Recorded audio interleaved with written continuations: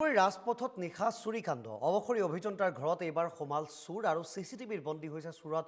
ঘৰত প্ৰৱেশৰ দৃশ্যাংশ দেখুৱাইছোঁ কেনেধৰণে সন্তৰ্পণে ঘৰত প্ৰৱেশ কৰিছে এটা চুৰে আৰু এনেধৰণে ঘৰত প্ৰৱেশ কৰাৰ পিছত চুৰটোৱে চুৰৰ অপচেষ্টা চলাই দুটাকৈ চুৰ মুখত কাপোৰ বান্ধি আহিছিল আৰু সন্তৰ্পণে এনেধৰণে ওপৰলৈ উঠি গৈছিল চুৰকেইটা কোনো ধৰণৰ ভয় ভীতি নোহোৱাকৈ বিভিন্ন সময়ত ড্ৰাগছ আসক্তৰ বিৰুদ্ধে অভিযোগ উত্থাপন হয় সেই ঠাইছোৱাত যিসমূহ ড্ৰাগছ আসক্ত আছে তেওঁলোকে টকাৰ বাবে এনেধৰণে চুৰি ডকাইতি বা অন্যান্য কাণ্ড সংঘটিত কৰে আৰু চানমাৰী আৰক্ষী থানাত গোচৰ তৰিছে ইতিমধ্যে অভিযন্তা হিতেশ শৰ্মা মেধিয়ে কিন্তু এতিয়ালৈকে চুৰক আটক কৰিবলৈ সক্ষম হোৱা নাই আৰক্ষী